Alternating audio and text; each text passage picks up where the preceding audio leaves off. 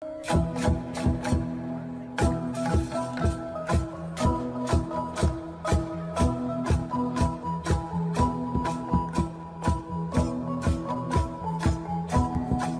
này company cái pang mệt vãi dòng tới buồn sang anh ấy thì chế có mấy càng ta đi hàng lời đó về luôn ta đã buộc mình là đấy mấy càng thứ đùm thâu cái pang là buồn sang ở chỗ anh ấy thì chế càng phải thâu buộc cho anh lên cái pang còn lại cũ lên là cái trứng hàng phình phù rô xoa lợn là cái gì cái nào buồn sang lên trong prai cái lợn là cái nào chịu chăn ta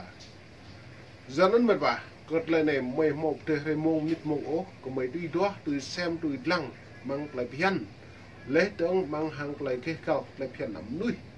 vừa tìm là này giờ nó mệt vả còn lại này màu mệt vả ở dạ đừng đợi đâu lâu đấy còn một người luôn hàng lại từ cái từng người ta trong cái chỉ làm ta ở lập kê bơi mà tê lập kê với chỉ làm tổng phát chẳng chịu hàng lại cái cầu ta màu phát tới cái lần la cả phủ ta lập phát tới cái núi lần la lại chỉ để với một cái nhà ta cả để gạt mong đừng đã lao trúc ta ra này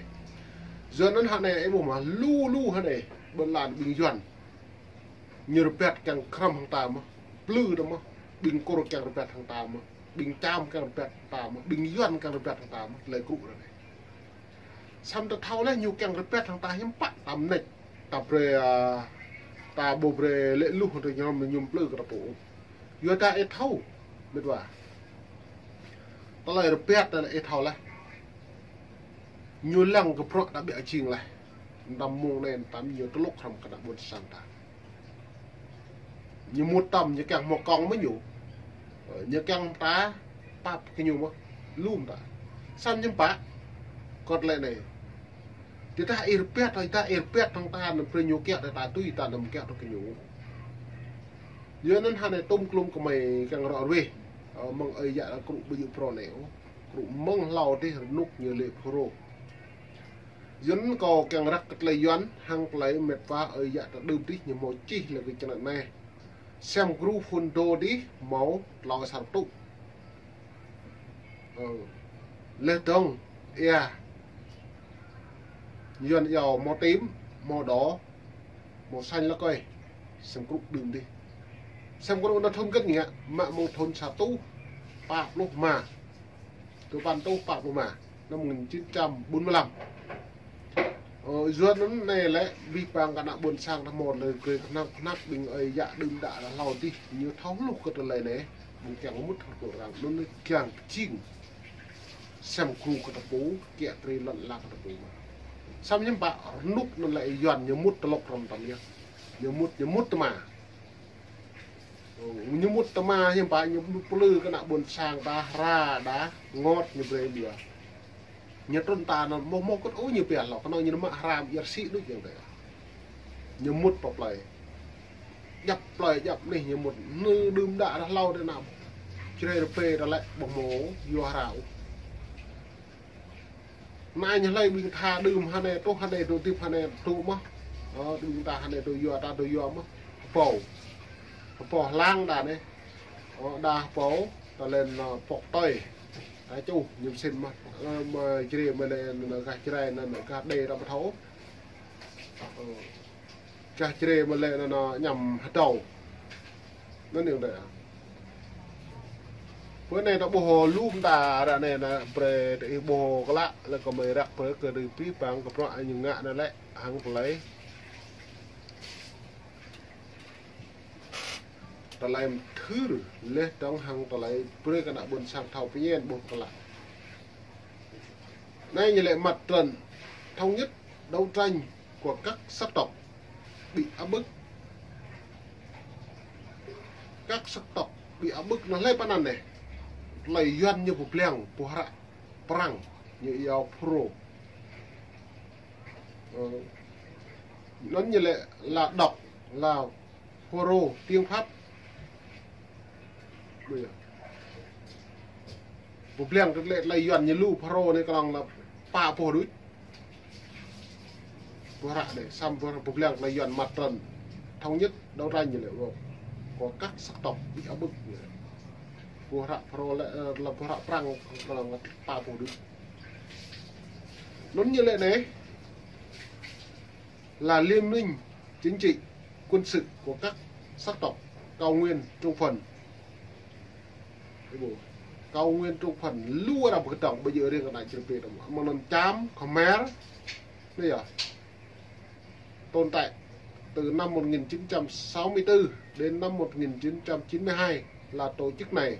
chủ trương đấu tranh cho quyền tự quyết của các sắc tộc thiểu số, thực hiện chiến tranh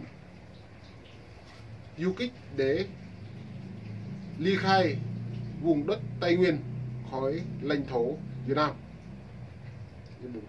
Nón ta lại này tí bằng màu lau nà này lại kẹo tình nhiều cũng không đâu ta bố là gì kẹo tách trên tâm thực hiện đuổi em tâm nhé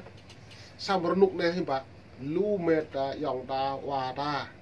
ấy khoa viêm tuần ta lại cái đừng đã là lệ lục người dần lử giờ lệ lục vậy lệ lục mà hà đúng giờ tao nên mệt vả cái lời này có mày bục ta tôi đã buồn sang ta mang non vật cái program mà dần nhớ tuần ta mua rộ sam ta được như nó mạ ra irsi nhá nhập lì nó ai nhớ nục đơm đến nục nửa nục cò sẽ đai pro này đuối ơi dạ đừng thâu rồi nó dần ta ra tốt nục cò đồng lại họ có buộc con tôi sẽ đai một lục từng thôn đấy còn thợ buộc một dần thì kênh ra mà nục đơm thì nhớ do nó lần ta đầu tụ prong lên tụ cái đầm lại plạt ở hui đuôi bò bòm núi sẽ này dần một chỗ bây cả play hiệu đầm pua lọ pana hiệu pana một giọt một ru một mìm một xài á cái dầu có ba qua rồi pa cho qua mẹ cho qua thích kiểu nên này dần như một như học tầm này không cứ như nhá như đấy như đây như tròn chỉ lẻn bây giờ tròn chỉ lẻn chứ chỉ lòng anh này bố hỏi nhiều tròn chỉ lẻn như lại nhiều mười mệt lại chỉ để bố nhảy dần mà đây mới bây giờ mới nghe chỉ lẻn như đấy đường tràm này như lệ này trường học như lệ bùa đường tràm lại như nhẹ như càng chỉ lên như càng nạ buồn sang mong miền bắc thì trốn bây giờ như nhẹ cả nạ buồn sang đó điên đóm như lệ điên đóm là như nhẹ là như sẽ bỏng ra cái tắc y ở đây một vợ ta nương ơi dạ miền về còn một trường đã đường thì ta mò điên đóm ta mò là thịt mình cái thau nó này như bùi nhẹ tiệp to dần bè dầu này nè sang dầu bùi ta mua yo nó mi nó tròn này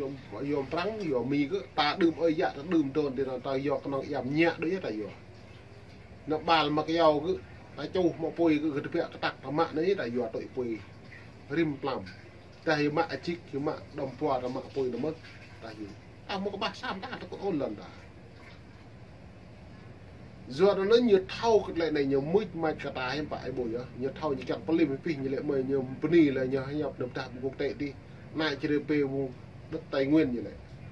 lau đi làm táp rin bùn này đi sang tổ bỏ mau như này bồi nhá ngạ với mời ngạ với cái len ngạ với sang rạ ngạ sai chứ nào ngạ sang rạ là ngạ từ nhiều bó ngạ chỉ len thì ngạ chỉ len như nó chốt len trục nằm như càng nấm mạ play play như nó tốt của ta lên như mạ cái dầu bắt đầu đấy nhiều bia cái lại vào Hà Nội như thế để sĩ Trung Quốc giờ nó nhận để pi bằng cái bục mệt vậy như vậy giờ nó ta bục cái lại này hạt rẻ này ơi dạ thì những bục được rút lên lẹn mạng một thôn 5 chục ba mạng một thôn tôi ban lúc tuổi cuộc hiệp dân nó năm 1992 đi giờ nó tạo một keng thực hiện đoạn nó mới bị nhiều ly khai tâm nhé ta càng lãnh thổ ta phủ kiện tiền phủ về làng ta phủ ấy dạ ta phủ khoa ta phủ tạo món nước này ta phủ duyệt rồi nhớ lại dùng bằng ra nữa nhớ mút thì xâm chiếm cả nạ buồn sàn duyệt nó như thế này đâu có ra cái lần và cụ đi đâu phong trào Bayerka như là năm 1958 như lễ buổi á ngày 1 tháng 5 năm 1958, một số trí thức, người thượng, đứng đầu và Ibrahim người ED thành lập Bayerka. Tổ chức này chủ trương đấu tranh bất bạo động, yêu cầu chấm dứt mọi chính sách phân biệt đối xử với các sắc tộc thiểu số. Bayarka là chữ viết tắt tên 4 dân tộc chủ yếu tại Tây Nguyên: Bana, Jirai, Rade, Kaho. Chuyện tạo bộ khất lại để phí bằng đoạn nằm yếu hàm nhiều máu từng mà lần là Bayarka nộp Bayarka. Càng thành lập cái đà tùm tập bộ này là càng phong kẹt cái tập bộ mà lần là cái tập bộ ta một càng nó mút tập bộ dần mong non nhớ như được vẽ mong buồn sang play như được tụ vậy này chả cuồng hắn này lấy bây giờ vậy thòng bình doan đấy học mút tham một tập cuồng nó prai cứ doan là doan bắc doan nám nó đặt câu hỏi là tập bộ mời nó có về mặt lại chân nó kẹt nó có đọc lịch chứ có rắc lịch sử này nó tập bộ nó pre na play tập mìnhแต่lại ô dân bắc là bữa nay ô dân nam là nó nên liều cộ lợn là dân bắc hay dân nam cộ lợn là đó nó pre thâu được là dân bắc pro này biết mình và